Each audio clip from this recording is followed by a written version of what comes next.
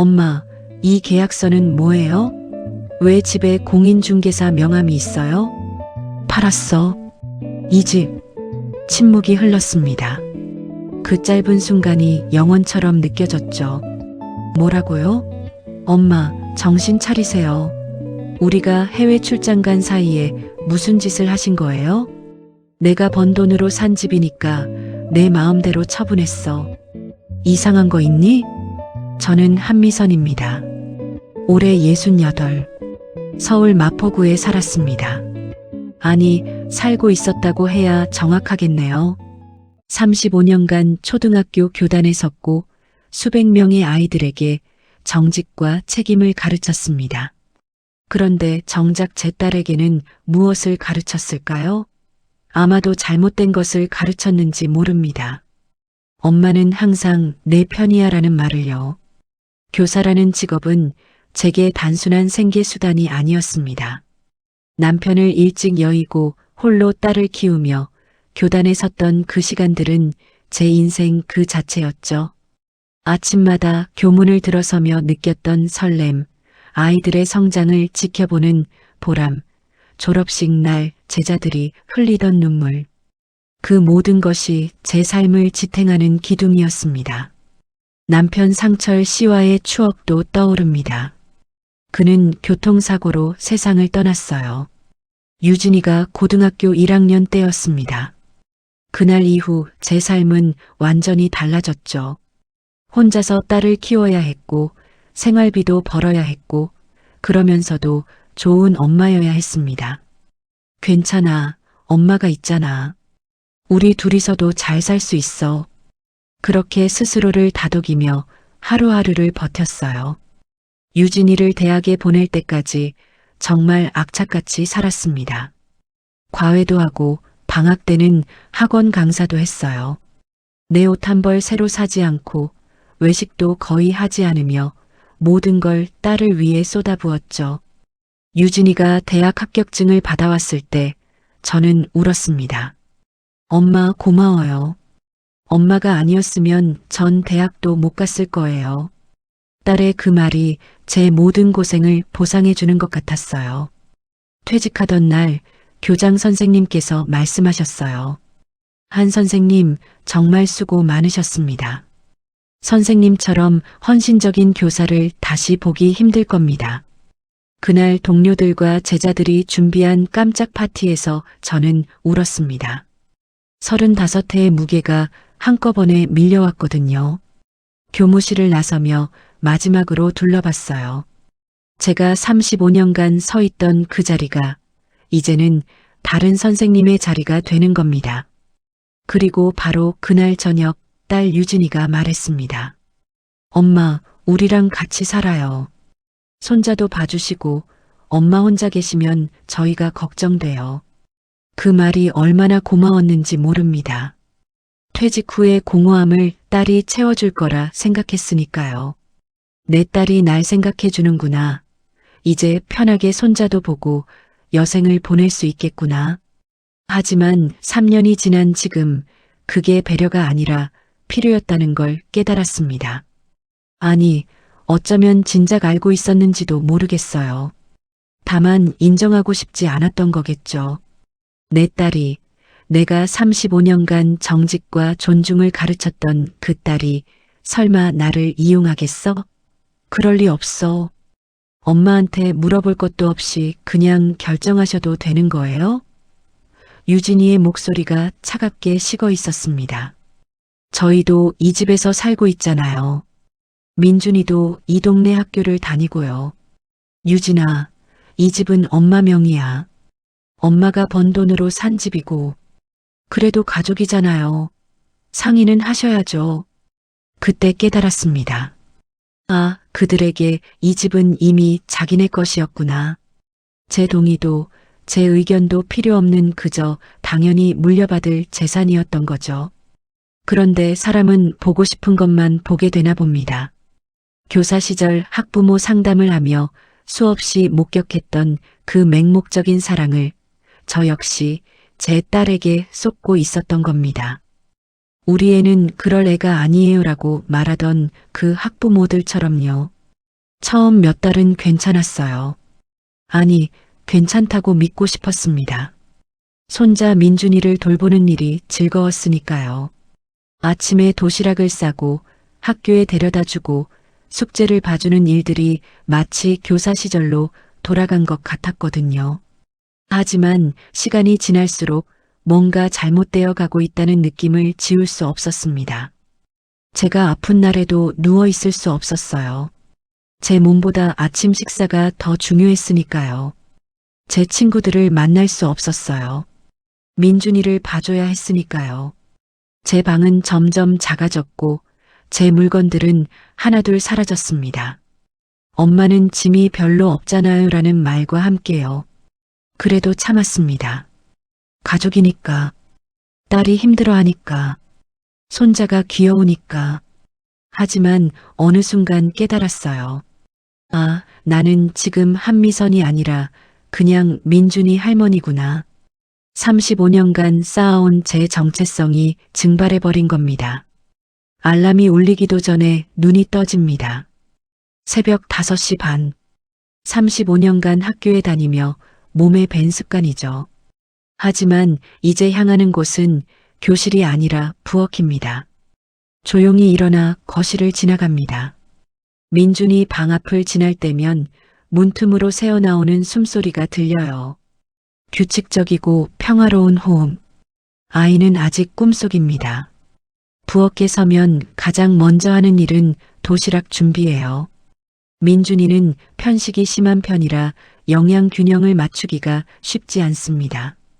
당근은 싫어하니 잘게 다져서 계란말이 속에 숨기고 브로콜리는 치즈를 녹여 먹기 좋게 만들어요.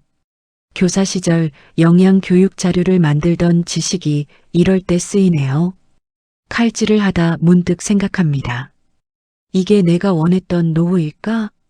교사 시절에는 퇴직하면 여행도 다니고 취미 생활도 하고 친구들도 자주 만나며 살 거라고 상상했어요. 하지만 현실은 새벽부터 남의 밥을 짓고 있는 제 모습뿐입니다. 6시가 되면 본격적인 아침 준비가 시작됩니다. 사위 재혁 씨는 된장찌개를 좋아하고 딸 유진이는 담백한 미역국을 선호하니 둘 다 준비합니다. 밥은 2공기씩, 반찬은 5가지. 김치는 직접 담근 것으로, 나물은 전날 저녁에 미리 무쳐둔 것으로, 뭐 이렇게까지 해야 하나 싶을 때도 있어요. 하지만 습관이 되어버렸습니다. 35년간 학생들을 돌보듯 이제는 이 가족을 돌보는 거죠. 아니, 돌본다기보다는 뭐랄까, 돌아가는 기계처럼 움직이는 것 같습니다. 내가 사람인가, 기계인가? 이런 생각이 들 때도 있어요. 7시 10분 민준이를 깨웁니다.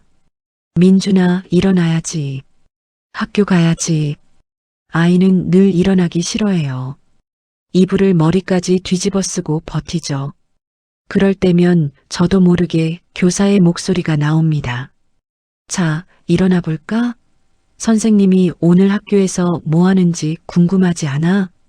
민준이를 씻기고 교복을 입히고 밥을 먹입니다. 아이는 밥을 먹으면서도 졸아요.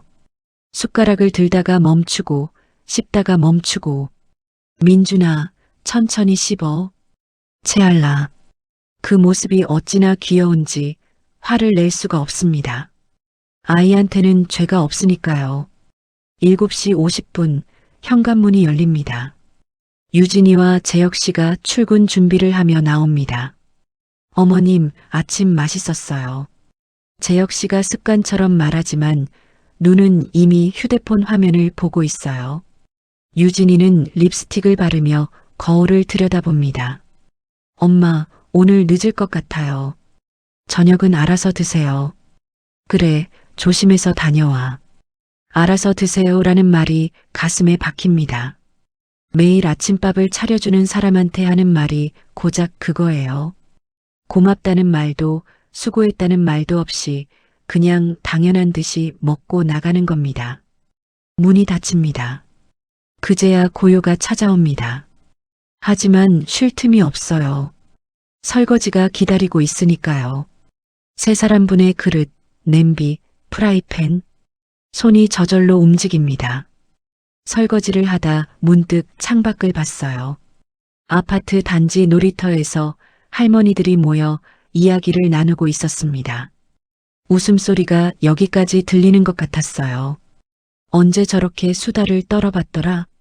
교사 시절 동료들과 점심시간에 도란도란 이야기하던 그때가 마지막이었나? 9시 설거지를 마치고 청소를 시작합니다. 거실 청소기, 걸레질, 화장실 청소, 빨래. 매일 같은 일과인데도 끝이 없습니다. 특히 제 역시 서재는 신경이 쓰여요. 서류들이 어질러져 있으면 안 되거든요. 어머님, 제 방은 건드리지 말아주세요라고 했지만 먼지가 쌓이는 걸 보고만 있을 수 없어서 조심조심 정리합니다. 11시가 되면 장을 봅니다. 마트까지 걸어서 15분. 장바구니를 들고 가는 길이 점점 힘들어지는 게 느껴집니다. 예전엔 이 정도 거리가 아무것도 아니었는데 요즘은 숨이 가빠요. 나이를 먹는다는 게 이런 건가 봅니다. 아, 내가 이제 늙었구나. 계단을 오를 때마다 실감합니다. 마트에서 장을 보며 계산을 합니다. 고기는 한 근, 채소는 이틀치, 과일은 민준이가 좋아하는 것으로. 계산대에서 카드를 내밀 때마다 마음 한구석이 씁쓸합니다. 이게 다 제 연금에서 나가는 돈이거든요. 처음엔 가족이니까 당연하지라고 생각했는데 요즘은 자꾸 계산이 되네요. 이번 달에만 벌써 60만 원을 썼네. 내 연금이 200만 원인데 3분의 1이 식비로 나가는 거잖아. 오후 1시 점심을 대충 먹고 저녁 준비를 시작합니다. 유진이가 갈비찜을 좋아한다고 했으니 오늘은 갈비를 삽니다. 고기를 손질하고 양념을 재우고 찜통에 넣고 손은 익숙하게 움직이지만 마음 한구석이 텅 빈 것 같습니다. 그날도 그랬습니다. 감기 기운이 있어서 몸이 무거웠어요. 머리도 지끈거렸고요. 그래도 아침 준비는 해야 했습니다. 부엌에 서서 칼질을 하는데 손에 힘이 없었어요. 조금만 쉬었다 해야겠다 싶어서 소파에 누웠습니다. 얼마나 지났을까요? 유진이 목소리에 깼습니다. 엄마, 오늘 아침은요? 재혁 오빠가 회의 있어서 꼭 먹고 가야 한대요. 눈을 뜨니 유진이가 방문 앞에 서 있었어요. 화장을 다 하고 외출복을 입은 채였습니다. 미안해, 유진아. 엄마가 너무 아파서. 에이, 그럼 제가 어떻게 해요? 시간 없는데. 엄마, 그냥 간단하게라도 해주시면 안 돼요? 그 말을 듣는 순간 가슴 한가운데가 텅 비는 것 같았습니다. 아, 내가 아픈 건 중요하지 않구나. 중요한 건 아침밥이구나. 35년간 교단에 서며 아팠을 때도 수업을 빠진 적이 없었던 제가 정작 제 딸에게는 아프다고 말할 권리조차 없는 겁니다. 나는 사람이 아니라 기능이구나.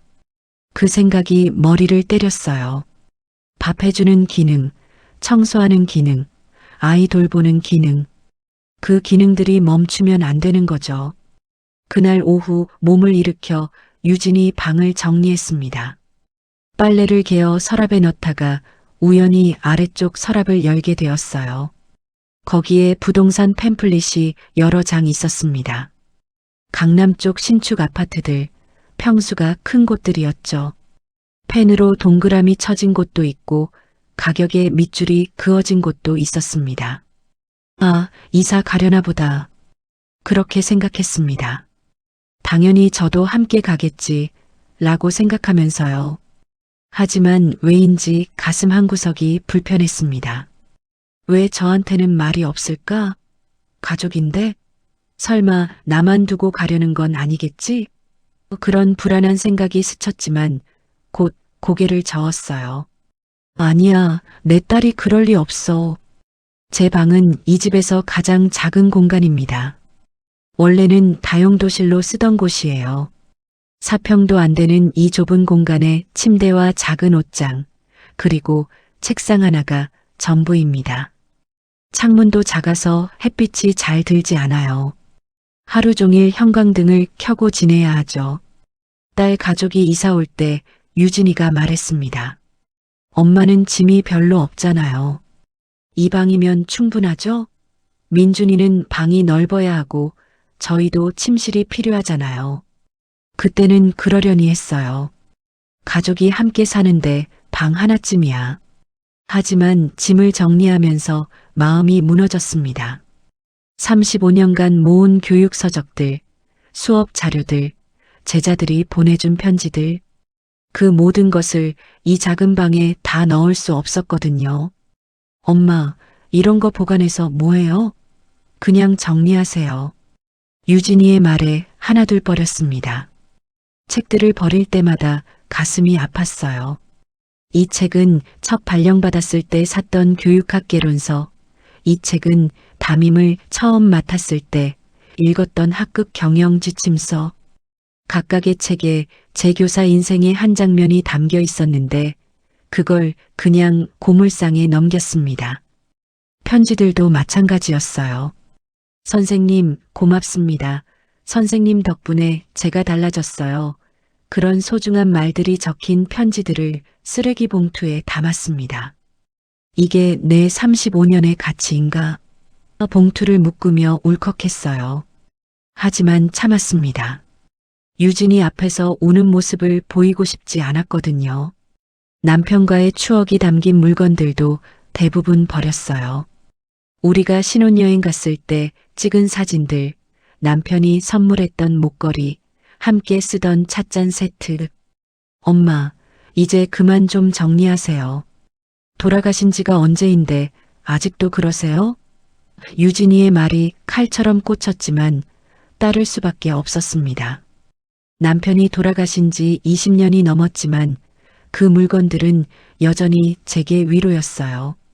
힘들 때 목걸이를 만지작거리며 남편을 떠올렸고 그 찻잔으로 차를 마시며 함께했던 시간을 그리워했죠. 하지만 그것들도 모두 버려야 했습니다. 당신 미안해요.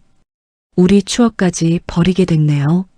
목걸이를 쓰레기 봉투에 넣으며 속으로 남편에게 사과했어요. 결국 제 인생의 흔적들은 침대 및 플라스틱 박스 2개에 압축되었습니다. 35년의 교사 생활, 40년의 결혼 생활이 그렇게 작아졌어요. 거실에서도 제 자리는 정해져 있습니다. 3명이 앉는 소파의 맨 끝자리, 등받이 스프링이 약간 꺼져서 불편한 그 자리가 제 자리예요. TV도 잘 안 보이는 각도죠. 하지만 그 자리에 앉아야 민준이가 거실에서 숙제할 때 방해가 안 됩니다. 저녁 식사 시간이 가장 힘듭니다. 온 가족이 모여 밥을 먹지만 대화는 제 쪽으로 향하지 않아요. 유진이와 재혁 씨가 회사 이야기, 민준이 교육 이야기를 하고 저는 그냥 듣고만 있습니다. 가끔 제가 말을 꺼내면 아 그래요라는 짧은 대답만 돌아올 뿐이에요. 오늘 마트에서 은숙 선생님을 만났는데 아 네. 그 친구가 퇴직 교사 모임을 만들었대. 다음 주에. 엄마 그건 나중에 얘기해요. 지금 재혁 오빠랑 중요한 이야기 중이에요. 입을 다뭅니다. 제 이야기는 중요하지 않으니까요. 나는 투명 인간이구나. 그 생각이 들 때마다 가슴이 먹먹해집니다. 어느 토요일 오후였습니다. 제 옛 동료 은숙 선생님이 전화했어요. 미선아, 다음 주 수요일에 퇴직 교사 모임 있어. 오랜만에 얼굴 보자. 다들 내 보고 싶어 해. 응, 가고 싶은데. 그때 거실에서 유진이 목소리가 들렸어요. 엄마, 다음 주 수요일에 제가 해외 출장 가요. 민준이 좀 봐주세요. 재혁 오빠는 사업 미팅 있대요. 심장이 철렁 내려앉았어요. 또예요. 또 제 일정은 무시당하는 겁니다. 은수가 미안해. 나 그날 안 될 것 같아. 손잡아야 해서. 전화기 너머로 은숙 선생님의 한숨이 들렸습니다. 미선아, 내가 퇴직한 지 3년인데 한 번도 모임에 안 나왔잖아. 다들 걱정해. 너 괜찮은 거 맞아? 응, 괜찮아. 그냥 손자 돌보느라 바빠서 그래. 다음에 꼭 갈게. 다음에는 꼭 와. 알았지? 미선아, 너 정말 괜찮은 거야? 목소리가 예전 같지 않아. 괜찮아, 정말. 걱정 마. 전화를 끊고 화장실 거울을 봤습니다. 거기 비친 얼굴은 낯설었어요. 언제부터 이렇게 늙었을까? 머리에는 흰머리가 성성하고 눈가에는 주름이 깊게 패여 있고 입꼬리는 아래로 처져 있었습니다. 이게 한미선인가? 35년간 교단에 섰던 한미선 선생님이 맞나? 아니었습니다. 거울 속 사람은 한미선 선생님이 아니었어요. 그냥 민준이 할머니였습니다. 이름도 정체성도 존재감도 없는 투명인간. 나는 누구지? 나는 뭐지? 거울에 대고 속삭였어요. 대답은 없었습니다. 거울 속 그 낯선 여자만 멍하니 저를 바라볼 뿐이었죠. 그날 밤 잠이 오지 않았습니다. 천장을 바라보며 생각했어요. 내가 뭘 잘못한 걸까? 가족을 위해 희생하는 게 잘못된 건가? 하지만 가슴 한구석에서는 다른 목소리가 들렸습니다. 이건 희생이 아니야. 착취야. 그런데 바로 그날 저녁 더 충격적인 일이 벌어졌습니다. 화장실에 가려고 거실을 지나가다 유진이와 재혁 씨의 대화가 들렸습니다. 둘은 부엌에서 나지막이 이야기하고 있었어요. 여보, 우리 이번 기회에 큰 집으로 이사 가는 거 어때요? 여기는 너무 좁아요. 좋지. 그런데 돈이. 내 사업도 아직 안 풀렸고 엄마 집 팔면 되잖아요. 이 집 재건축 들어가면 값 많이 오른다는데 지금 팔면 최소 8억은 받을 거예요. 순간 숨이 멎는 것 같았습니다. 제 집을 판다고? 제 허락도 없이? 그럼 어머니는 어떻게 하고? 함께 가시면 되죠. 어차피 민준이 봐주시잖아요. 새 집에도 방 하나 드리면 되고요. 그래도 어머니한테 먼저 말씀은 드려야 하는 거 아니야? 나중에 얘기하면 되죠. 어차피 동의하실 거예요. 손자 위해서라면 뭐든 하시잖아요. 더 이상 듣고 있을 수 없어서 방으로 돌아왔습니다. 문을 닫고 침대에 주저앉았어요. 손이 떨렸습니다. 제 집을 남편과 함께 사서 30년을 산 그 집을 제 허락도 없이 팔겠다고? 그것도 자기네 새 집 사는데 쓰겠다고? 어차피 동의하실 거예요. 그 말이 귓전에서 맴돌았습니다. 저를 사람이 아니라 도장 찍는 기계로 본 거예요. 어떤 결정이든 손자 이름만 들먹이면 고개를 끄덕일 거라고 생각한 겁니다. 가슴이 답답했습니다. 숨을 쉬기가 힘들었어요. 차라리 내가 잘못 들은 거겠지. 유진이가 그럴 리 없어. 내 딸이 그럴 리가. 스스로를 달랬지만 가슴속 불안은 점점 커져만 갔습니다. 베개에 얼굴을 묻고 울었습니다. 소리가 새어나가지 않도록 최대한 참으며요. 상철 씨, 당신이라면 뭐라고 했을까요? 우리 딸이 이렇게 변할 줄 알았어요? 돌아가신 남편에게 물었지만 역시 대답은 없었습니다. 작년 가을 재혁 씨의 표정이 어두워지기 시작했습니다. 식탁에서도 말이 없고 거실에 앉아서도 한숨만 쉬었어요. 유진이도 평소보다 예민해졌죠. 부부 사이의 대화가 줄어들고 집안 분위기가 무거워졌습니다. 그러던 어느 날 저녁 재혁 씨가 거실로 나왔습니다. 어머님, 잠깐 말씀 좀 드려도 될까요? 평소보다 더 공손한 말투였어요. 뭔가 부탁할 일이 있을 때 사람들이 짓는 표정이었습니다. 35년 교사 생활로 그런 건 단번에 알아볼 수 있어요. 그래, 무슨 일인데? 사실은 제 사업이 좀 어려워졌어요. 투자가 끊겼거든요. 그래, 그건 안 됐구나. 죄송한데 당분간 생활비를 좀 도와주실 수 있으세요? 금방 나아질 거예요. 처음엔 조금씩 도왔습니다. 시장을 볼 때 제 돈으로 사고 공과금도 제가 냈어요. 교사 연금이 월 200만 원 정도 나오니 충분히 감당할 수 있었거든요. 가족이니까 당연하다고 생각했습니다. 가족이 힘들 때 서로 돕는 게 당연하지. 스스로에게 말하며 카드를 내밀었어요. 하지만 마음 한구석에서는 계속 불안이 커졌습니다. 이게 언제까지 계속될까? 하지만 한 달, 두 달, 석 달이 지나도 상황은 나아지지 않았어요. 오히려 요구는 점점 커졌습니다. 어머님, 민준이 영어 유치원 보내려는데 등록금이 좀 비싸요. 한 학기에 500만 원인데 도와주실 수 있으세요? 500만 원? 유치원비가 그렇게 비싸? 요즘은 다 그래요. 영어 교육이 중요하잖아요. 어머님도 교육자셨으니 아시잖아요. 마음이 불편했지만 주었습니다. 손자 교육을 위해서라고 스스로를 납득시키며요. 민준이 미래를 위한 투자지. 할머니가 이 정도는 해줘야지. 그런데 두 달 뒤 또 다른 요구가 왔습니다. 어머님, 제가 새 사업 준비 중인데 초기 자금이 필요해요. 1,000만 원만 빌려주시면 석 달 안에 꼭 갚을게요. 1,000만 원. 적지 않은 돈이었습니다. 하지만 재혁 씨의 간절한 눈빛을 보니 거절할 수가 없었어요. 꼭 갚을게요, 어머님. 이번 사업은 확실해요. 제가 1년 동안 준비한 거예요. 그 말을 믿었습니다. 아니, 믿고 싶었던 거죠. 석 달이 지났지만 돈은 돌아오지 않았습니다. 어머님, 죄송해요. 조금만 더 기다려주세요. 투자자 미팅이 다음 달에 있어요. 그렇게 시간만 흘렀어요. 6개월이 지나고 1년이 다 되어가도 돌려받지 못했습니다.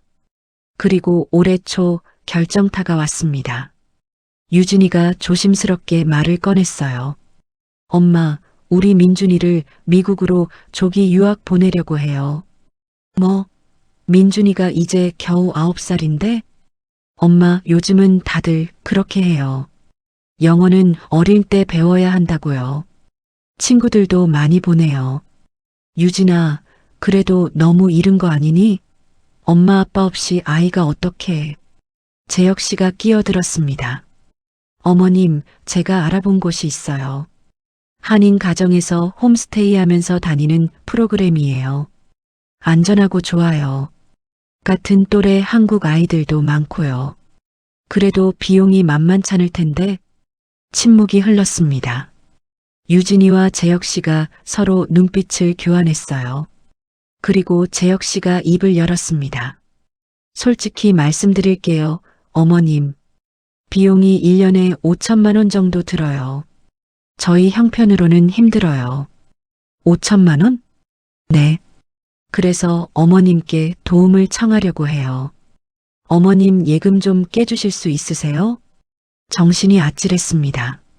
제 예금은 2년 전에 남편 사망보험금으로 받은 2억 원이 전부였어요. 노후 자금으로 아껴둔 돈이었죠. 유진아, 그건 엄마 노후 자금이야. 그걸 어떻게 해? 엄마는 교육자셨잖아요. 아이 교육이 얼마나 중요한지 아시잖아요. 민준이 미래를 위해서예요. 손자 장래를 생각하시면 그래도 5천만 원은 너무 큰 돈이야. 그리고 민준이는 아직 어려. 엄마 아빠 곁에 있어야 할 나이라고. 유진이 얼굴이 굳어졌습니다. 엄마는 항상 그러시네요. 요즘 세상이 어떤지 모르시면서 옛날 방식만 고집하시고 영어는 어린 때 시작해야 한다고요. 엄마는 손자 미래보다 돈이 더 중요하세요? 그 말에 가슴이 철렁했어요. 내가 시대에 뒤떨어진 사람이 된 건가? 손자를 위한 길을 막고 있는 건가? 유진아, 엄마가 시대를 모르는 게 아니라 재혁 씨가 더 직접적으로 말했습니다. 어머님, 솔직하게 얘기할게요. 저희가 지금 경제적으로 정말 어려워요. 제 사업도 계속 안 풀리고 유진이 회사도 불안정하고요. 어머님은 자산이 있으시잖아요. 이 집도 어머님 명의고 예금도 있으시고 가족인데 좀 도와주셔야죠. 가족이니까 돕는 거지. 하지만 그렇다고 내 전 재산을, 전 재산까지는 아니에요. 일부만 빌려주시는 거예요. 나중에 꼭 갚을게요. 빌려준다는 말이 공허하게 들렸습니다. 이미 1,000만 원을 빌려준 지 6달이 지났지만 단 한 푼도 돌려받지 못했으니까요. 생각해 볼게. 그렇게 말하고 자리를 떴습니다. 더 이상 앉아 있을 수가 없었어요. 그날 밤 잠을 이룰 수 없었습니다. 머릿속이 복잡했어요. 손자를 위한 일인데 도와줘야 하는 거 아닐까? 하지만 5천만 원은 제 노후 자금의 4분의 1이에요. 그걸 쓰고 나면 남은 건 1억 5천만 원. 앞으로 20년을 살아야 하는데 그 돈으로 충분할까? 아니야, 이건 뭔가 잘못됐어. 가슴속에서 목소리가 들렸습니다. 이건 도움이 아니라 착취야. 며칠 뒤 재혁 씨의 노트북이 거실 소파에 놓여 있었습니다. 민준이가 학원 간 사이에 청소를 하다가 우연히 화면을 봤어요. 절전 모드가 풀리면서 화면이 켜졌는데 거기에 부동산 매물 검색 기록이 떠 있었습니다. 마포구 신축 아파트 40평형, 매매가 15억 원, 계약금 3억 필요. 그 아래 또 다른 메모가 있었어요. 자금 조달 계획 장모님 집 매도 예상가 8억 예금 2억 10억. 대출 5억 총 15억. 손이 차갑게 식었습니다. 심장이 두근거렸어요. 제 자산을 이미 계산해 둔 거였습니다. 제 허락도 받기 전에 제가 동의할 거라고 가정하고 계획을 세워둔 겁니다. 더 끔찍한 건 그 다음 줄이었어요. 장모님 설득 방법 1단계 민준이 교육비 명목으로 먼저 예금 일부 사용하게 함. 2단계 이후 집 매도 제한. 거부시 민준이 미래 강조하며 설득. 3단계 필요시 유진이가 눈물 작전 사용. 제가 설득 대상이었던 겁니다. 손자를 미끼로 제 재산을 빼앗을 단계별 계획까지 세워둔 거예요. 그것도 눈물 작전까지. 노트북을 덮었습니다. 손이 떨렸어요. 어지러웠습니다. 소파에 주저앉아 한참을 그대로 있었습니다. 내 딸이 이럴 수가. 내가 35년간 정직을 가르쳤던 그 딸이. 눈물이 주르륵 흘러내렸습니다. 아니야, 이건 재혁 씨가 혼자 쓴 거야. 유진이는 몰랐을 거야. 스스로를 위로하려 했지만 가슴은 알고 있었어요. 유진이도 알고 있었다는 걸. 하지만 현실이었습니다. 화면에 적힌 그 차가운 계산들이 현실이었어요. 그날 저녁 식탁에 앉았을 때 유진이와 재혁 씨를 바라봤습니다. 평소처럼 밥을 먹고 있는 두 사람. 민준이 교육 이야기를 하며 웃는 모습. 하지만 이제 그 웃음이 달리 보였어요. 저를 이용하기 위한 연기처럼 느껴졌습니다. 어머님, 민준이 조기 유학권은 생각해 보셨어요? 재혁 씨가 조심스럽게 물었습니다. 아직 생각 중이야. 빨리 결정하셔야 해요. 입학 시기가 정해져 있거든요. 다음 달까지 등록금을 내야 해요. 압박이었습니다. 시간을 주지 않고 결정을 강요하는 거죠. 조금만 더 생각할 시간을 줘. 어머님, 언제까지요? 일주일? 2주일? 한 달. 재혁 씨 얼굴이 굳었습니다. 한 달이요? 그렇게 오래요? 자리가 없어지면 어떡하고요? 내 돈이잖아. 내가 결정할 시간은 필요해. 식탁에 침묵이 흘렀습니다. 유진이가 숟가락을 내려놓았어요. 엄마, 손자 미래가 달린 일인데 왜 그렇게 오래 걸려요? 다른 할머니들은 손자 위해서라면 뭐든 하시는데. 유진아, 5천만 원이 작은 돈이니? 엄마도 신중하게 생각해야지. 손자보다 돈이 더 중요하세요? 그 말에 숨이 막혔습니다. 손자와 돈 사이에서 선택하라는 거였어요. 하지만 그게 아니잖아요. 진짜 문제는 정직함과 존중이었습니다. 중요한 건 돈이 아니야. 너희가 나를 어떻게 대하는지가 중요한 거지. 무슨 말씀이세요? 말하고 싶었어요.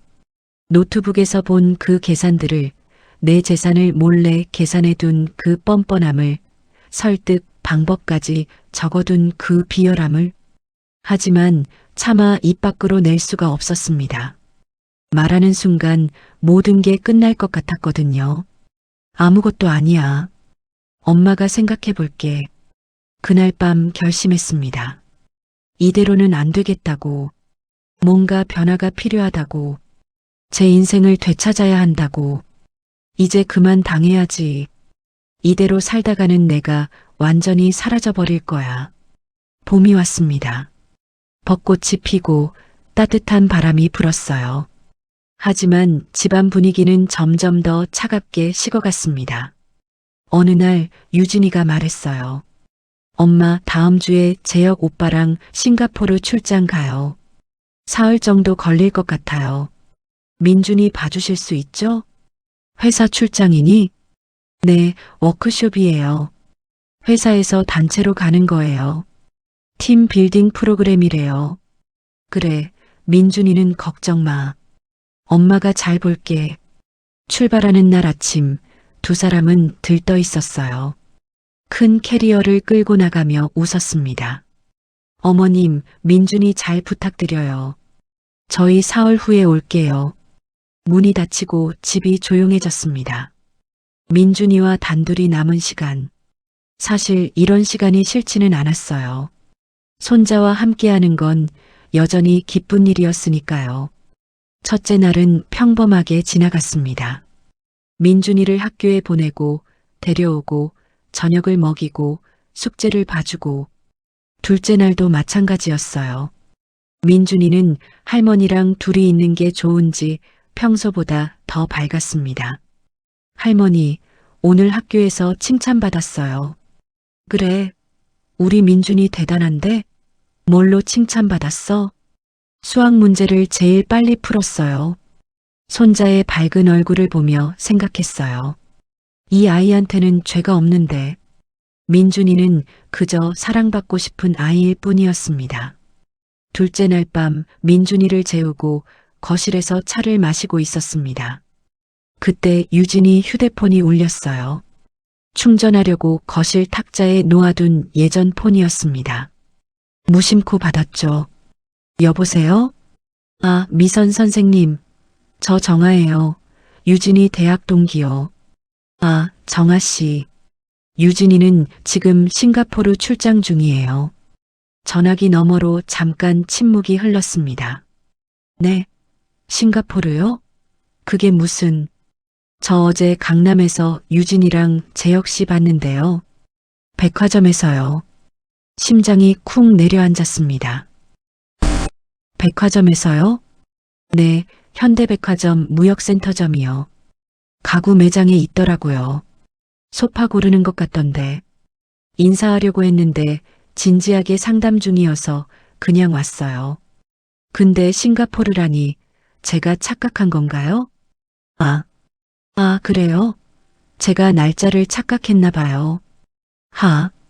제가 전해줄게요. 네, 그럼 안녕히 계세요, 선생님. 전화를 끊었습니다. 손이 떨렸어요. 싱가포르 출장이 거짓말? 그럼 지금 어디 있는 거죠? 가구 매장? 왜? 급히 유진이 SNS를 확인했습니다. 최근 게시물에 싱가포르 마리나베이 샌즈 호텔 사진이 올라와 있었어요. 워크숍 중입니다. 날씨 너무 좋아요. 그런데 뭔가 이상했습니다. 사진을 자세히 보니 옷차림이 낯익었어요. 작년에 유진이가 입었던 옷이었습니다. 댓글을 확인해 봤어요. 작년 게시물이었습니다.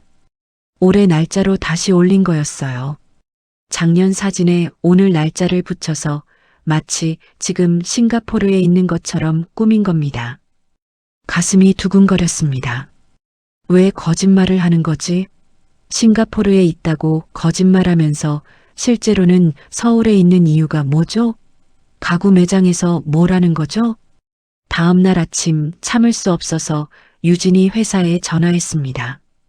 여보세요.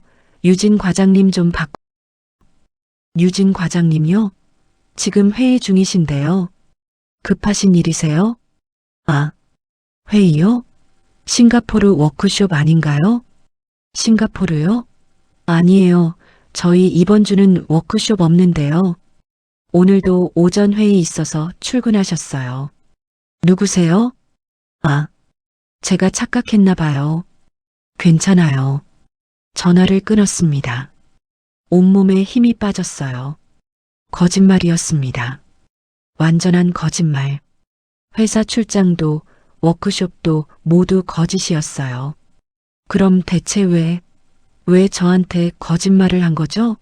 싱가포르에 있다고 속이면서 실제로는 서울에서 가구를 보러 다니는 이유가 뭐죠? 아, 그렇구나. 퍼즐이 맞춰졌습니다. 새 집, 15억짜리 아파트, 제 집을 팔아서 살 그 집 말이에요. 미리 가구를 보러 다니는 거였어요. 제 동의도 받기 전에 제가 모르게 손이 떨렸습니다. 배신감이 온몸을 휩쌌어요. 그날 저녁 유진이에게 전화했습니다. 떨리는 목소리를 억지로 가라앉히며 말했어요. 유진아, 엄마야. 출장 잘 가고 있니? 네, 엄마. 여기 날씨 정말 좋아요. 호텔도 좋고요. 음식도 맛있어요. 내일 저녁에 들어갈게요. 또 거짓말. 제 딸이 저한테 태연하게 거짓말을 하고 있었습니다. 마치 숨 쉬듯이 자연스럽게. 그래, 조심해서 다녀와. 민준이는 잘 있어. 고마워요, 엄마. 사랑해요. 사랑한다는 말이 공허하게 들렸습니다. 전화를 끊고 주저앉았어요. 다리에 힘이 풀렸습니다. 사랑해요? 사랑하는 사람한테 거짓말을 해? 사랑하는 사람의 집을 몰래 팔 계획을 세워? 웃음이 나왔어요. 비참한 웃음이었습니다. 셋째 날 오후 우편함을 확인하러 나갔습니다. 청구서들 사이에 등기 우편이 하나 있었어요. 법무법인에서 온 거였습니다. 법무법인 정도 수신 김재혁, 한유진. 이상한 예감이 들어 봉투를 열어봤습니다. 떨리는 손으로 서류를 꺼냈어요. 부동산 매매 계약서 검토 의뢰서. 제 집 주소가 적혀 있었습니다. 제 이름이 아니라 유진이와 재혁 씨 이름으로 의뢰한 거였어요. 검토 내용 해당 부동산 마포구 동 아파트의 명의자는 한미선 의뢰인의 모의나 매도 시 예상되는 법적 절차 및 세금 문제 검토 요망. 명의자가 고령인 점을 고려하여 원활한 매매 진행 방안 자문 요청. 가족 간 증여 BS 일반 매매 중 절세 방안 검토. 서류가 손에서 떨어졌습니다. 다리에 힘이 풀려 그 자리에 주저앉았어요. 명의자가 고령인 점을 고려하여. 무슨 뜻일까요? 제가 늙어서 판단력이 흐려질 거라는 뜻인가요?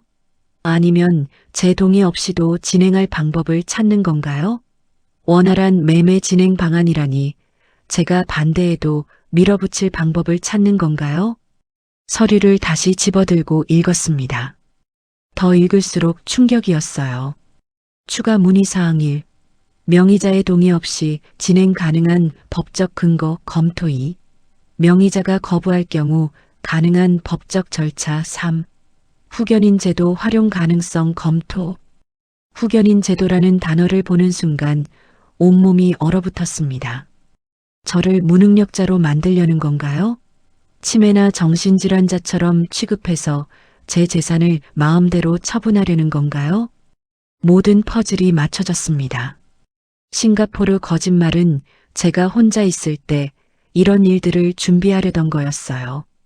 집에 없는 동안 법무사를 만나고 부동산을 알아보고 계약서를 검토하고 가구도 미리 보러 다니고 제 허락도 없이 제 동의도 없이 제가 평생 모은 재산을 남편과 함께 일구어온 집을 자기들 마음대로 처분하려던 겁니다. 그것도 법무사까지 동원해서 만약 제가 반대하면 어떻게 밀어붙일지까지 계획하면서 소리가 새어나왔습니다. 울음도 아니고 신음도 아닌 그냥 고통의 소리였어요. 현관 계단에 주저앉아 한참을 그렇게 있었습니다. 지나가는 이웃이 물었어요. 미선 선생님, 괜찮으세요? 네, 괜찮아요. 하지만 전혀 괜찮지 않았습니다. 그날 밤 잠을 잘 수 없었습니다. 천장을 바라보며 울었어요. 소리 내지 않고 조용히 울었습니다. 옆방에서 자고 있는 민준이를 깨울까봐. 내 딸이 왜 이렇게 됐을까? 내가 뭘 잘못 가르친 걸까? 정직하게 살라고, 남을 존중하라고 그렇게 가르쳤는데. 하지만 동시에 깨달았습니다. 아, 내가 잘못 가르친 게 하나 있구나. 엄마는 항상 내 편이야라고 말하며 딸의 잘못을 덮어줬던 것. 딸이 원하는 건 뭐든 들어주려 했던 것. 그게 딸을 이렇게 만들었구나. 사랑이라는 이름으로 딸을 망쳤던 겁니다. 희생이라는 이름으로 딸에게 나쁜 걸 가르쳤던 거예요. 부모는 무조건 주는 존재다. 부모의 것은 자식의 것이다. 그렇게 믿게 만들었던 겁니다. 넷째 날 아침 결심했습니다. 이제 끝이야. 더 이상 당하고만 있을 수 없어. 35년간 교단에 섰던 한미선 선생님이 돌아와야 해. 제대로 된 마지막 수업을 해야 해. 은숙 선생님에게 전화했습니다. 은수가 나야. 부탁 하나만 들어줄래? 미선아, 무슨 일이야? 목소리가 왜 그래? 울었어? 강릉에 작은 집 구할 수 있을까? 나 혼자 살 수 있는 곳으로. 뭐? 갑자기 왜? 미선아, 너 무슨 일 있어? 다 말했습니다. 지난 3년간 있었던 일들을, 노트북에서 본 계산들을, 싱가포르 거짓말을, 법무법인 서류를, 혹연인 자도까지 모두 다. 전화기 너머로 은숙 선생님의 한숨이 들렸습니다. 그리고 울음 섞인 목소리가 들렸어요. 미선아, 진작 말하지 그랬어. 혼자 그렇게 힘들게 살았구나. 내가 몰랐어. 정말 미안해. 이제라도 정신 차렸으니 다행이지. 은수가 집 좀 알아봐 줄래? 내 오빠가 강릉에서 부동산에. 바로 연락해 볼게. 그런데 미선아, 월세로 할 거야? 아니, 매매로. 작은 집이라도 내 집이어야 해. 이제는 누구한테도 의지하지 않을 거야. 내 집, 내 공간, 내 인생. 그래, 알았어. 오늘 바로 알아보고 연락할게. 미선아, 잘 결심했어. 정말 잘했어. 전화를 끊고 부동산 중개사무소에 전화했습니다. 제 집 시세를 물어봤어요. 이 동네 재건축 예정 지역이라 수요가 많습니다. 현재 시세로 8억에서 8억 5천 정도 받으실 수 있어요. 빠르게 팔 수 있을까요? 급매로 내시면 일주일 안에 계약 가능합니다. 관심 있는 바이어들이 많아서요. 그럼 진행해 주세요. 빨리요. 일주일 안에 계약하고 싶어요. 가족분들은 아시나요? 제 명의 집이에요. 제가 결정합니다. 제 돈으로 산 집이고요. 중개사무소를 나오며 하늘을 봤습니다. 구름 한 점 없이 맑았어요. 이상하게 마음이 시원했습니다. 두려움보다 해방감이 컸어요. 이제 시작이야. 내 인생을 되찾는 시작. 걸음이 가벼워졌습니다. 오랜만에 느끼는 감정이었어요. 3년 만에 처음으로 제가 주인공이 된 것 같았습니다. 은숙 선생님에게서 연락이 왔습니다. 미선아, 강릉에 괜찮은 빌라 있어. 바다 보이는 2층 빌라인데 매매가 2억 5천. 어때? 좋아. 계약 진행해줘. 이렇게 빨리 결정해도 돼? 직접 보고 결정하는 게 좋지 않을까? 사진이라도 보내줄까? 괜찮아. 내가 괜찮다고 하면 믿을게. 나 지금 서울에서 빨리 벗어나야 해. 하루라도 빨리. 알았어, 미선아. 오늘 당장 계약금 넣을게. 너 정말 용기 있다. 대단해. 고마워, 은수가. 내가 아니었으면 못했을 거야. 사흘 만에 모든 게 진행됐습니다. 제 집 매매 계약, 강릉 빌라 구입 계약. 동시에 이사업체도 예약했어요. 유진이와 재혁 씨가 돌아오는 날에 맞춰서요. 제 통장에서 2억 5천만 원이 나갔습니다. 이 좁은 공간에 침대와 작은 옷장, 그리고 책상 하나가 전부입니다.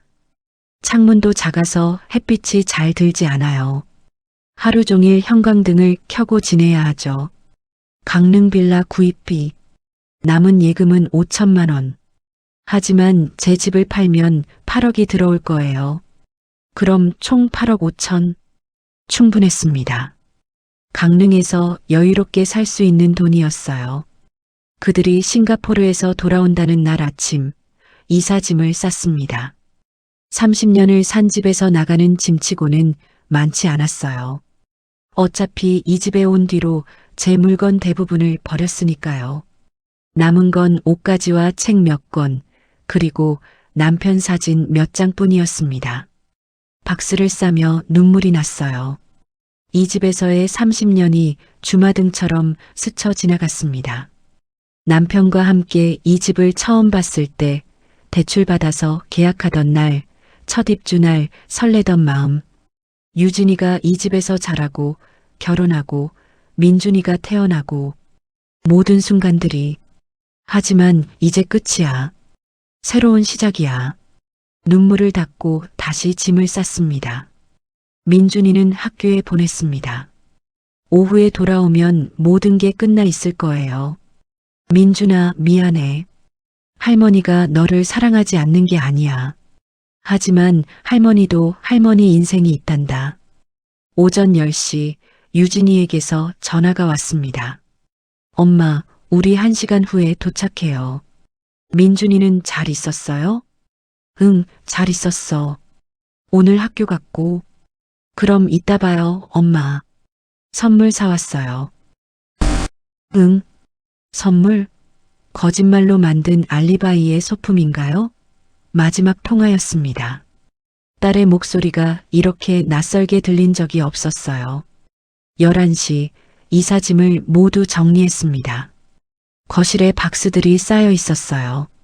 제 30년의 흔적들이 그 안에 담겨 있었습니다. 많지 않았어요.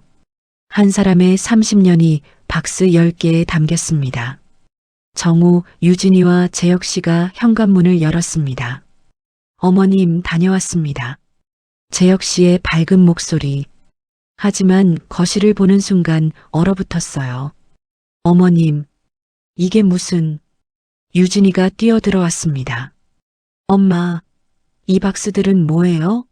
뭔가요, 이게? 저는 소파에 조용히 앉아 있었습니다. 찻잔을 들고 차를 마시며요. 예전에 남편과 함께 쓰던 찻잔이었어요. 유일하게 버리지 않고 남긴 물건이었죠. 이사짐이지. 이사요? 무슨 말씀이세요? 누가 이사를 가요? 나. 엄마가 이사가. 어디로요? 갑자기 무슨.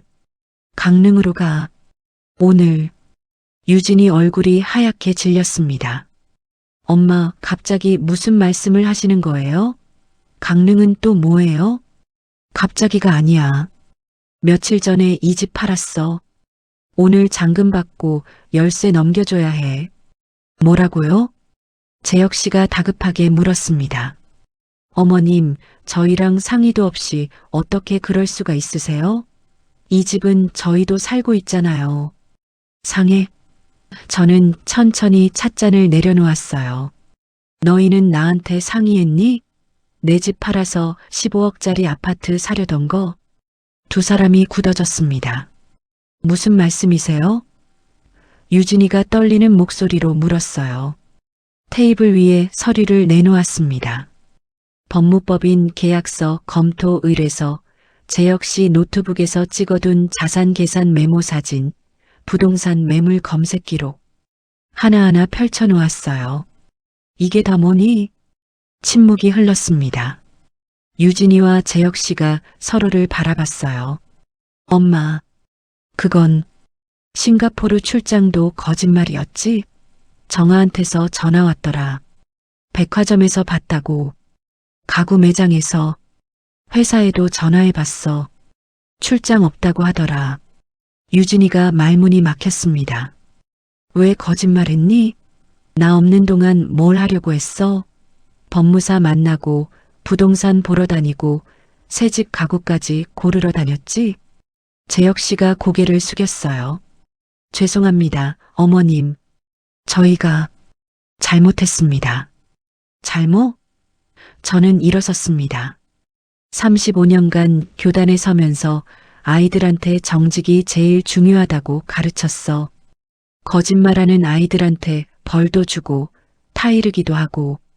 그런데 내 딸이 나한테 거짓말을 하고 내 재산을 몰래 계산하고 법무사까지 동원해서 내 집을 팔 계획을 세우고 있었어. 유진이가 눈물을 글썽이며 말했습니다. 엄마, 저희 정말 어려워요. 재혁 오빠 사업도 실패했고 저도 회사에서 압박받고 있고 민준이 교육비도 감당이 안 되고 그래서 내 집을 팔아? 내 퇴직금을 써? 나한테 한마디 상의도 없이? 그것도 법무사한테 물어가며 내가 반대하면 어떻게 밀어붙일지까지 계획하면서 가족이잖아요. 그 말에 웃음이 났습니다. 쓴웃음이었어요. 가족? 유진아, 가족이 뭔지 아니? 가족이면 거짓말해도 돼. 가족이면 부모 재산을 당연하게 여겨도 돼. 가족이라는 이름으로 나를 이용해도 되는 거야? 후견인 제도까지 알아보면서 유진이가 숨을 삼켰습니다. 그건 만약을 대비한. 만약? 내가 반대하면 나를 무능력자로 만들어서라도 집을 팔겠다는 거였지? 치매 환자처럼 취급해서? 재혁 씨가 변명했습니다. 어머님, 그건 정말 만약의 경우를 대비한. 닥쳐요. 제가 차갑게 말했습니다. 재혁 씨, 노트북에 적어둔 거 다 봤어요. 장모님 설득 방법 1단계, 2단계, 3단계. 나를 설득 대상으로 본 거죠? 손자를 미끼로 내 돈을 빼앗으려던 거고. 심지어 유진이 눈물 작전까지 계획해뒀더군요. 유진이가 울기 시작했습니다. 엄마, 미안해요. 정말 미안해요. 저희가 잘못 생각했어요. 다시는 안 그럴게요. 제발 이사는 취소해 주세요. 안 돼. 엄마. 유진아, 엄마가 마지막 수업 하나 할게. 저는 딸의 눈을 똑바로 봤습니다. 가족이란 건 서로 존중하고 솔직해야 하는 거야. 일방적인 희생을 강요하는 건 가족이 아니라 착취야. 사랑이라는 이름으로 누군가를 이용하는 것도 사랑이 아니라 폭력이고. 엄마, 기억나니? 내가 처음 너희 부동산 팸플릿 발견했을 때 그때부터 눈치챘어야 했는데 난 믿고 싶었어. 내 딸이 그러지 않을 거라고. 유진이가 고개를 떨구었습니다. 그리고 너희가 내 집 가격 계산한 메모. 그걸 봤을 때 정말 배신감이 들었어. 내가 번 돈, 내가 35년 동안 아껴서 모은 돈을 너희가 이미 너희 것으로 생각하고 있었다는 게 내 인생을 숫자로 계산한 거잖아. 8억 더하기 2억은 10억. 나는 그냥 10억이었던 거야. 죄송해요, 어머님. 재혁 씨가 다시 말했습니다. 정말 잘못했습니다. 기회를 한 번만 더 주세요. 기회? 저는 고개를 저었어요. 재혁 씨, 1년 전에 빌려준 1,000만 원은요? 석 달 안에 갚는다고 했는데 아직도 소식이 없어요. 그건, 그리고 민준이 유학비 5천만 원. 그것도 빌려달라고 했죠? 하지만 진짜 목적은 뭐였어요? 내 예금을 깨는 거였죠. 그 다음엔 집을 팔고. 그렇게 내 재산을 다 쓰고 나면 나는 어떻게 되는 건데요? 후견인 제도로 무능력자 만들어서 요양원에나 보낼 생각이었어요? 두 사람이 아무 말도 하지 못했습니다. 어머님은 저희랑 같이 사시면 되잖아요. 재혁 씨가 조심스럽게 말했습니다.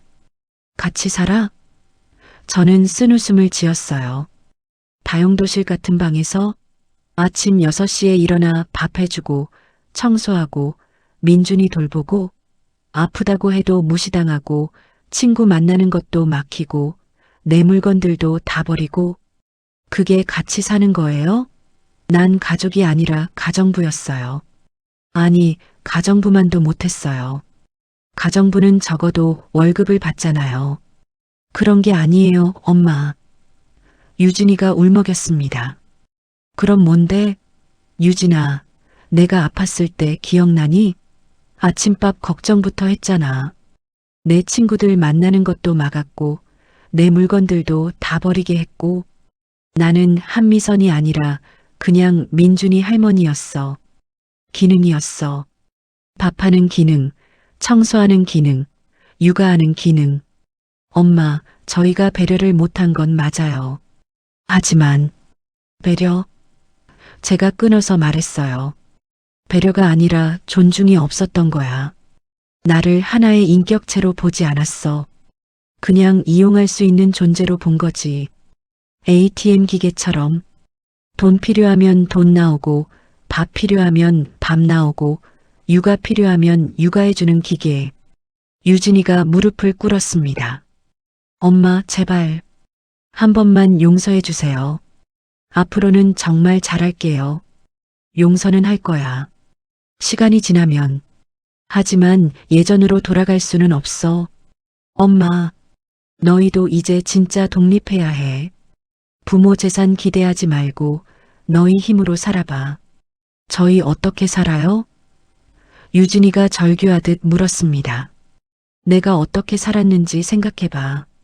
남편 잃고 혼자 너 키우면서 35년 일했잖아.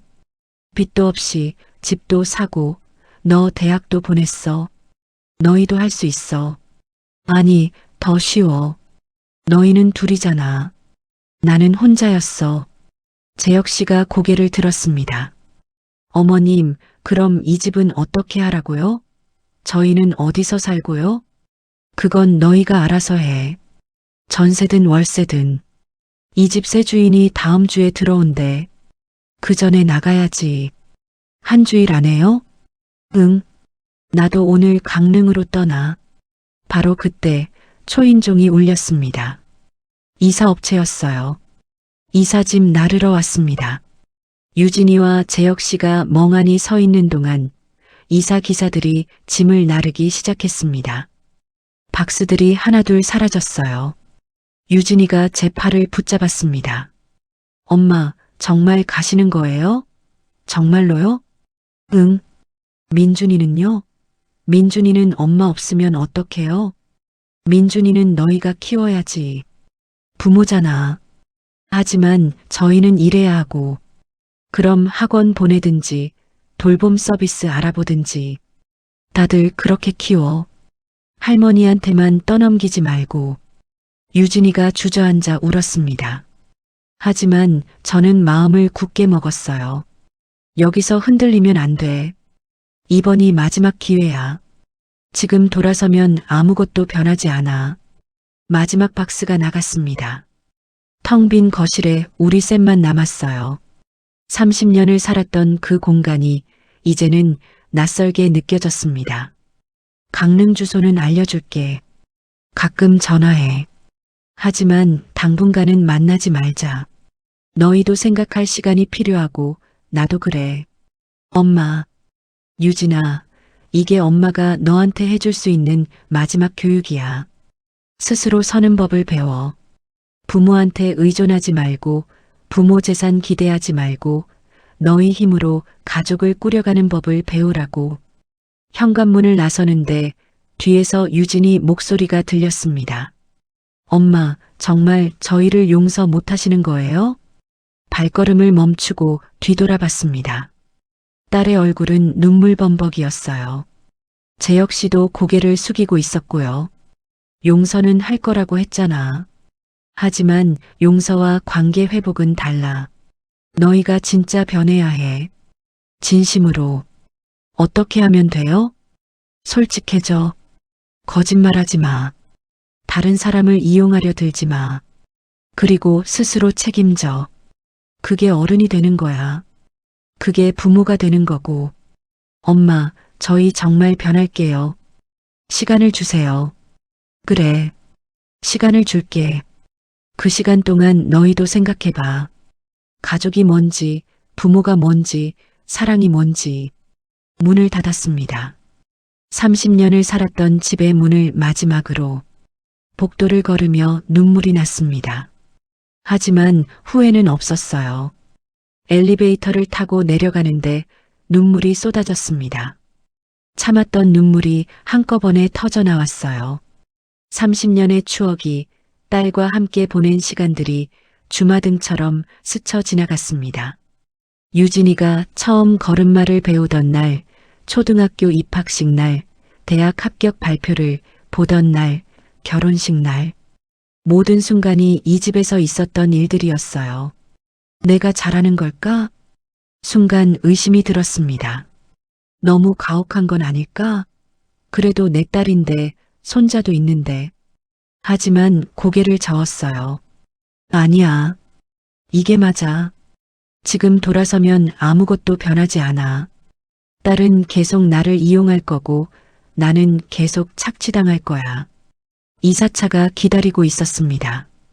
짐을 실은 큰 트럭이었어요. 강릉까지 3시간 정도 걸립니다. 출발할까요? 네, 가요. 차가 움직이기 시작했습니다. 백미러로 아파트가 점점 멀어지는 게 보였어요. 저 안에 유진이와 재혁 씨가 있겠죠. 멍하니 서서 이 상황을 받아들이지 못하고 있을 거예요. 휴대폰이 울렸습니다. 유진이었어요. 받지 않았습니다. 다시 울렸어요. 또 받지 않았습니다. 10통, 20통. 계속 울렸지만 받지 않았어요. 문자가 왔습니다. 엄마, 제발 전화 좀 받아요. 이야기 좀 해요. 엄마, 저희가 잘못했어요. 돌아와 주세요. 엄마, 민준이가 울고 있어요. 할머니 어디 갔냐고. 마지막 문자를 보는 순간 가슴이 미어졌습니다. 민준이, 내 손자. 하지만 휴대폰을 내려놨어요. 지금 흔들리면 안 돼. 고속도로를 달리며 창밖을 봤습니다. 서울을 벗어나자 풍경이 달라졌어요. 빌딩 대신 산이, 아파트 대신 논밭이 보였습니다. 숨이 트이는 것 같았어요. 이제 괜찮아. 잘한 거야. 스스로에게 말했습니다.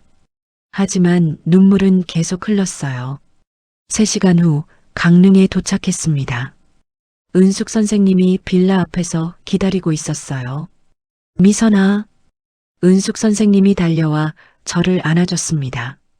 그 품에서 참았던 울음을 터뜨렸어요. 잘했어, 미선아. 정말 잘했어. 은수가, 내가 너무 가혹한 걸까? 아니야. 너무 늦은 거지. 진작 그랬어야 해. 3년을 그렇게 당하고 살았잖아. 빌라는 2층 건물이었습니다.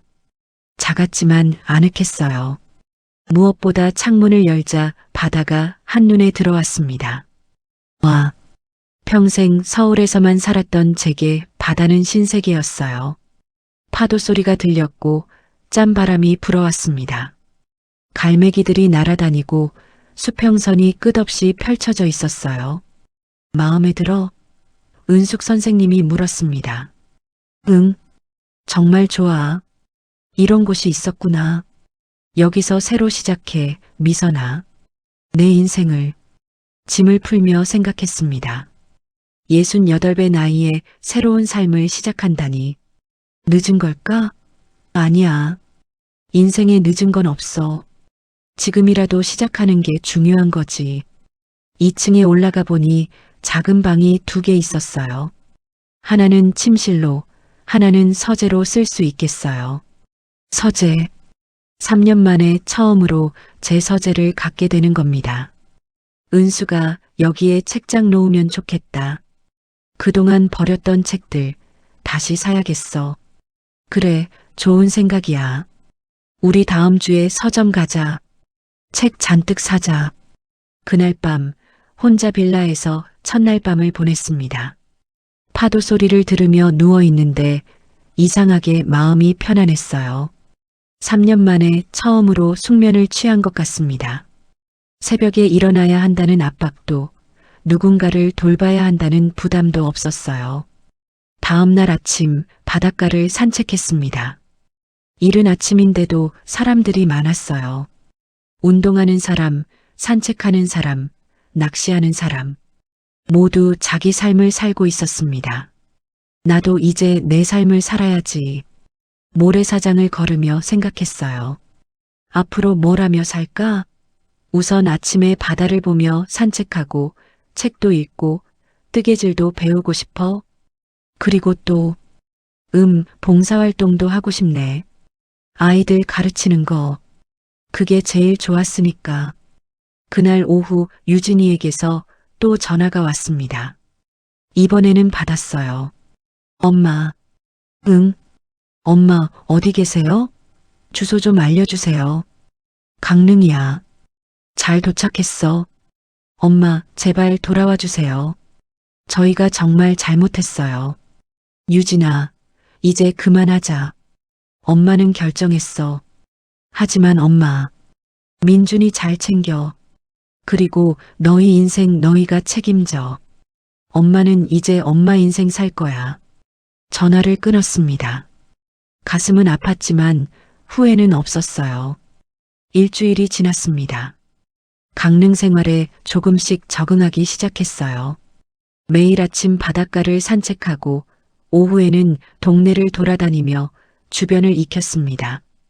작은 카페도 찾았고 서점도 찾았어요. 서점에서 책을 고르다가 주인 아주머니와 이야기를 나누게 됐습니다. 새로 오셨어요? 네, 서울에서 왔어요. 서울에서? 어쩐 일로? 새로운 삶을 시작하려고요. 좋네요. 강릉 좋죠? 천천히 사세요. 동네 사람들은 따뜻했어요. 이웃들과 인사를 나누고 마트 아주머니와 수다를 떨고 서울에서는 3년을 살면서도 이웃 이름조차 몰랐는데 여기서는 일주일 만에 여러 사람을 알게 됐습니다. 2주일째 동네 도서관을 발견했습니다.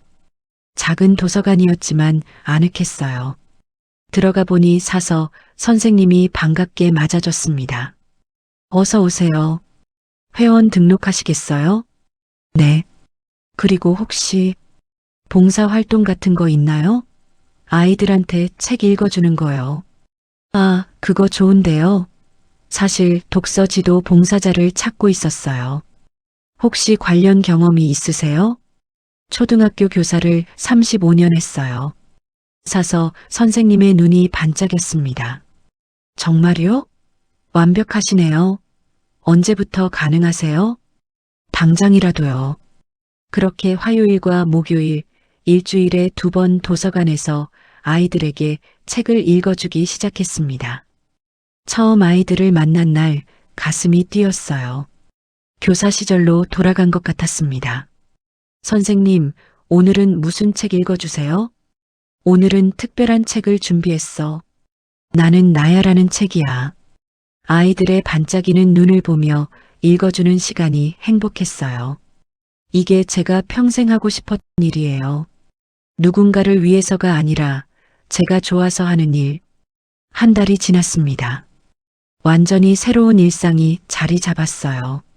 아침 7시에 일어나 바닷가를 산책하고 집에 돌아와 여유롭게 아침을 먹습니다. 신문을 읽고 책을 읽고 가끔 그림도 그려요. 화요일과 목요일은 도서관에서 아이들에게 책을 읽어줘요. 금요일은 동네 할머니들과 만든 뜨개질 모임. 주말에는 은숙 선생님과 강릉 이곳저곳을 구경 다닙니다. 제 연금으로 충분히 여유롭게 살 수 있어요. 집도 샀으니 월세 걱정도 없고 강릉은 물가도 싸고 가끔 좋아하는 음악 공연도 보러 가고 맛있는 음식도 먹고 35년간 아껴왔던 제 돈을 이제야 제대로 쓰고 있습니다. 어느 날 길을 걷다가 고양이 한 마리를 발견했어요. 길고양이였는데 다친 것 같았습니다. 집으로 데려와 치료해주고 그렇게 함께 살게 되었어요. 이름은 나비. 등에 나비 모양 무늬가 있어서 지은 이름이에요. 나비야, 밥 먹자.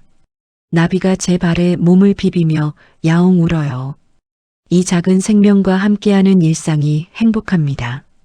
나비는 제게 아무것도 요구하지 않아요. 그저 함께 있어주고 가끔 애교를 부리고 그게 전부예요.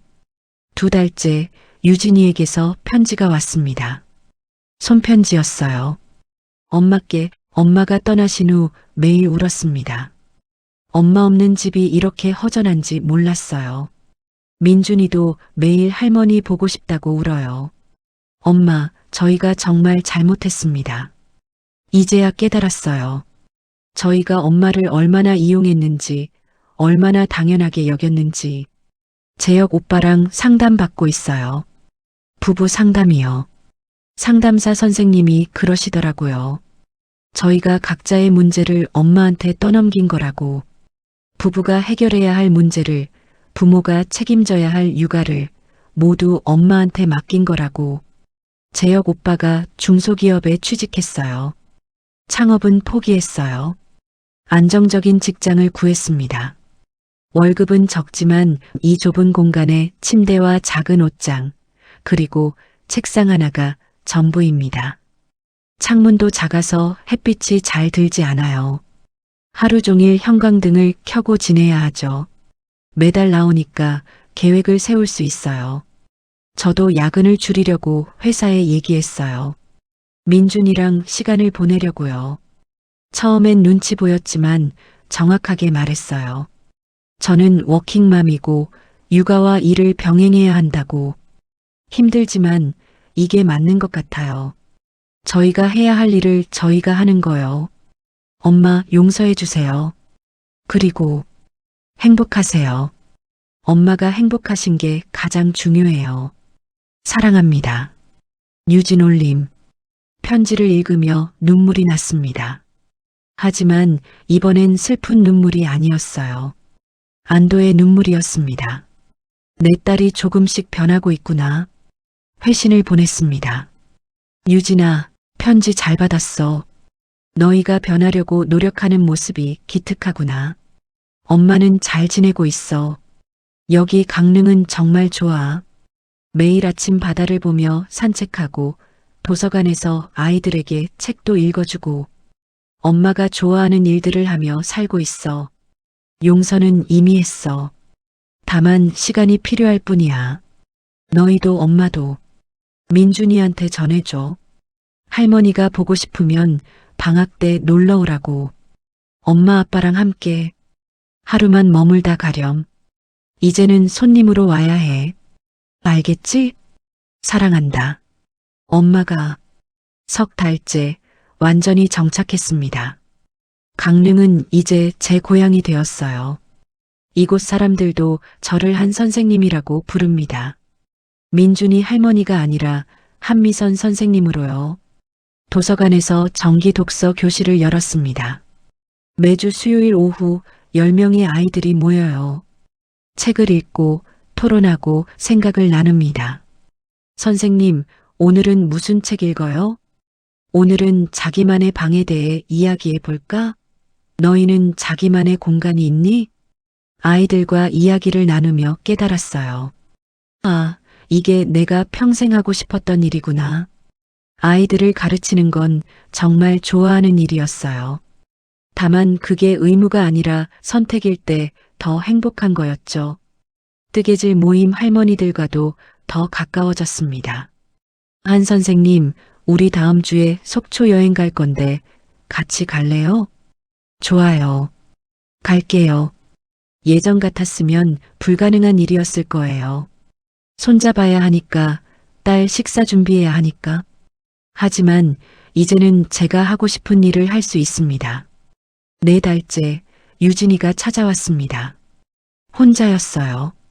초인종이 울렸을 때 가슴이 두근거렸습니다. 문을 열자 유진이가 서 있었어요. 많이 야윈 모습이었습니다. 엄마, 들어와. 어색한 침묵 속에서 차를 내줬습니다. 유진이는 한참 동안 찻잔만 들여다봤어요. 엄마, 저희 재혁 오빠랑 상담 계속 받고 있어요. 그래. 그리고 저도 개인 상담 받아요. 제 문제에 대해서요. 무슨 문제? 엄마한테 너무 의존했던 것. 엄마 희생을 당연하게 여긴 것. 재혁 오빠 문제를 덮으려고 엄마를 이용하려 했던 것. 처음으로 딸이 제대로 자기 잘못을 인정하는 모습이었습니다. 엄마가 감기 몸살로 누워 계실 때 저 아침밥 걱정부터 했던 거 기억나요? 응. 상담사 선생님이 그러시더라고요. 당신은 엄마를 사람이 아니라 기능으로 본 거예요 라고. 유진이가 눈물을 흘렸습니다. 그 말 듣고 정말 부끄러웠어요. 엄마를 한 사람의 인간으로, 감정과 아픔이 있는 사람으로 보지 못했던 거예요. 그리고 엄마 자산 계산했던 거요. 지금 생각하면 정말 끔찍해요. 그게 얼마나 잔인한 짓인지. 엄마 인생을 숫자로 계산한 거잖아요. 엄마를 돈으로 본 거예요. 깨달았으면 됐어. 엄마 용서해 주세요. 저는 딸의 손을 잡았습니다. 유진아, 엄마는 이미 용서했어. 하지만 그게 다시 같이 살자는 뜻은 아니야. 알아요. 저도 이제 제대로 독립하고 싶어요. 엄마 도움 없이 우리 힘으로. 잘 생각했다. 잘했네. 저도 야근 줄이려고 회사에 얘기했어요. 팀장한테 정확하게 말했어요. 저는 육아와 일을 병행해야 한다고, 무리한 야근은 할 수 없다고. 용기 냈구나. 처음엔 눈치 보였지만 말하고 나니 오히려 편해졌어요. 회사도 생각보다 이해해 주더라고요. 유진이가 웃었습니다. 오랜만에 보는 진짜 웃음이었어요. 엄마, 민준이가 많이 보고 싶어 해요. 다음 달에 민준이 데리고 놀러 와도 될까요? 그래. 하지만, 알아요. 손님으로 올게요. 미리 연락하고 하루만 머물다 갈게요. 엄마 생활에 방해되지 않게. 고맙구나. 유진이가 가방에서 봉투를 꺼냈습니다. 엄마, 이거요. 뭔데? 50만 원이요. 그동안 공과금이요. 제가 계산해 봤어요. 3년간 저희가 안 낸 것들 조금씩 갚을게요. 봉투를 열어보니 돈과 함께 편지가 있었습니다.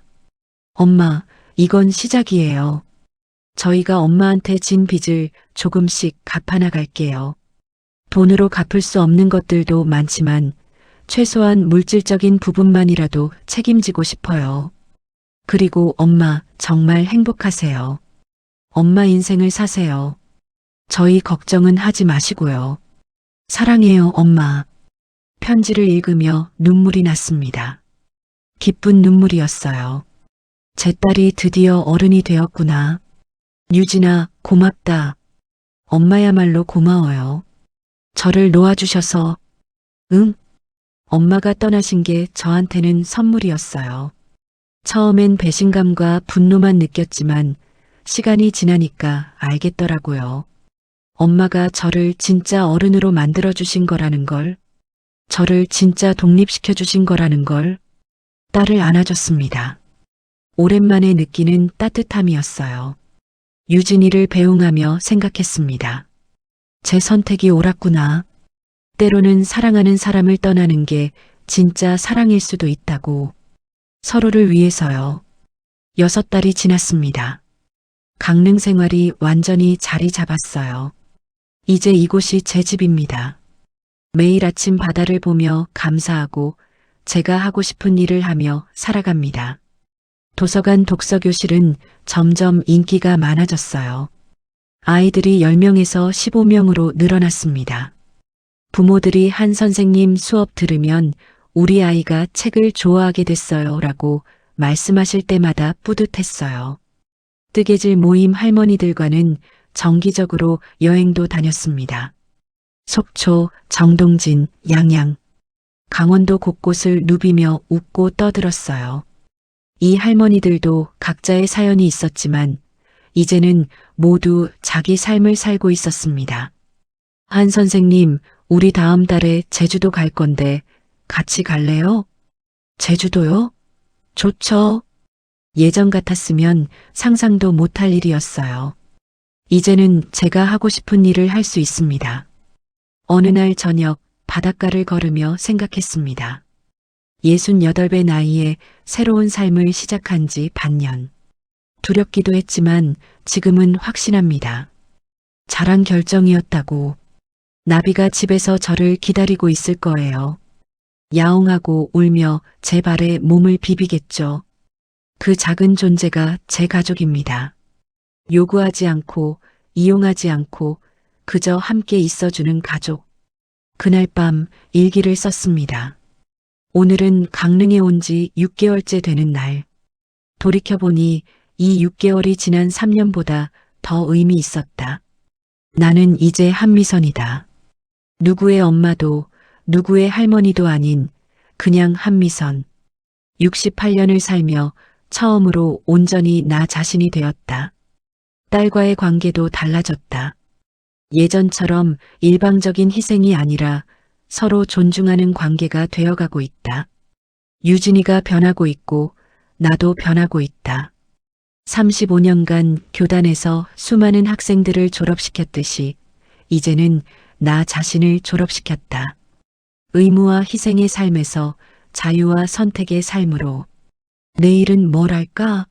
아침에 바다를 보고 책을 읽고 나비랑 놀아주고 그냥 내가 하고 싶은 걸 하며 살 거다. 그게 얼마나 큰 행복인지 이제야 안다. 일기를 덮고 창밖을 봤습니다. 달빛이 바다를 비추고 있었어요. 아름다웠습니다. 다음 달 유진이가 민준이를 데리고 왔습니다. 재혁 씨와 함께였어요. 할머니, 민준이가 달려와 안겼습니다. 키가 더 큰 것 같았어요. 우리 민준이 많이 컸네. 할머니, 보고 싶었어요. 할머니도 보고 싶었어. 유진이와 재혁 씨는 조심스러웠습니다. 예전처럼 편하게 굴지 않고 정말 손님처럼 행동했어요. 어머님, 들어가도 될까요? 그래, 들어와. 집안을 둘러보는 유진이의 표정이 밝았습니다. 엄마, 여기 정말 좋네요. 바다가 이렇게 잘 보이고 엄마 취향이에요. 그치? 매일 아침 저 바다를 보며 하루를 시작해. 점심을 함께 먹었습니다. 제가 좋아하는 음식들로 차린 식탁이었어요. 예전처럼 다른 사람 입맛에 맞춰 요리하지 않았습니다.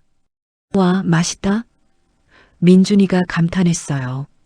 많이 먹어. 할머니가 내 좋아하는 거 다 만들었어. 식사 후 함께 바닷가를 산책했습니다. 민준이는 모래사장을 뛰어다니며 신나했어요. 할머니, 여기서 계속 사실 거예요? 응, 할머니는 여기가 좋아. 저도 여기 좋아요. 다음에 또 놀러 와도 돼요? 그럼, 방학 때마다 놀러 와. 하지만, 알아요. 하루만 있다 가는 거죠? 엄마가 그러셨어요. 할머니는 할머니 인생이 있으시니까. 민준이도 이해하고 있었습니다. 이제는 할머니 집에 사는 게 아니라 놀러 오는 거라는 걸. 저녁이 되자 유진이 가족은 일어났습니다. 어머님, 저희 이제 가봐야 할 것 같아요. 벌써? 하룻밤 자고 가지 그래. 아니에요. 약속했잖아요. 하루만 머물다 가겠다고. 엄마 생활에 방해되고 싶지 않아요. 유진이가 웃으며 말했습니다. 진심이 담긴 웃음이었어요. 그래. 조심해서 가고. 엄마 다음 달에 또 올게요. 엄마 생신이잖아요. 조촐하게 챙겨드리고 싶어요. 그래, 좋아. 현관에서 배웅하며 민준이를 안아줬습니다. 할머니 사랑해요. 할머니도 사랑해. 건강하게 잘 자라. 차가 출발하는 걸 보며 손을 흔들었어요. 하지만 이번에는 슬프지 않았습니다. 그들은 자기 삶으로 돌아가는 거고 저는 제 삶을 계속 살아갈 테니까요. 집으로 돌아오니 나비가 창가에서 저를 기다리고 있었습니다. 나비야, 다녀왔어. 나비가 야옹하고 울며 제 발에 몸을 비볐어요. 가끔 생각합니다. 만약 그때 떠나지 않았다면 어땠을까? 아마 지금도 다용도실 같은 방에서 새벽에 일어나 밥을 하고 청소하고 손자를 돌보며 살고 있었겠죠. 한미선이 아니라 민준이 할머니로. 하지만 저는 용기를 냈습니다. 늦었지만 용기를 냈어요. 그리고 지금 제 삶을 살고 있습니다. 지금 저는 한미선이에요. 누구의 엄마도 누구의 할머니도 아닌 그냥 한미선. 35년간 교단에서 수많은 학생들을 졸업시켰듯이 이제는 제 인생에서 저를 졸업시켰어요. 마지막으로 말하고 싶습니다. 혹시 이 이야기를 듣고 계신 분 중에 비슷한 상황에 계신 분이 있나요? 가족이라는 이름으로 희생을 강요당하고 있나요? 당신의 존재가 투명해지고 있나요? 기억하세요. 당신의 인생은 당신 것입니다. 사랑과 희생은 다릅니다. 진짜 가족이라면 서로의 행복을 존중해야 해요. 용기를 내세요. 인생은 짧습니다. 남을 위해서만 살기에는요. 저는 68배 시작했습니다. 당신은 지금 몇 살이든 지금이 시작할 때입니다. 떠나는 게 배신이 아닙니다. 때로는 떠나는 게 진짜 사랑입니다. 자기 자신을 사랑하는 것, 그리고 상대방이 진짜 어른으로 성장할 기회를 주는 것. 저는 지금 행복합니다. 68년을 살면서 가장 행복해요. 매일 아침 바다를 보며 감사하고 제가 하고 싶은 일을 하며 살아갑니다. 이게 바로 제가 꿈꾸던 삶이에요. 여러분도 할 수 있습니다. 나이는 중요하지 않아요. 중요한 건 용기입니다. 자기 삶을 선택할 용기. 오늘 제 이야기가 누군가에게 작은 용기가 되었으면 좋겠습니다. 당신도 당신의 인생을 살 자격이 있습니다. 당당하게, 떳떳하게. 이 영상이 도움이 되셨다면 구독과 좋아요 부탁드립니다. 그리고 댓글로 여러분의 이야기도 들려주세요. 혹시 비슷한 경험이 있으신가요? 어떻게 극복하셨나요? 함께 나누고 응원해요. 우리 모두 자신의 삶을 당당하게 살아갑시다. 누구를 위해서가 아니라 나 자신을 위해서. 여러분 행복하세요. 그리고 용기 내세요. 안녕히 계세요.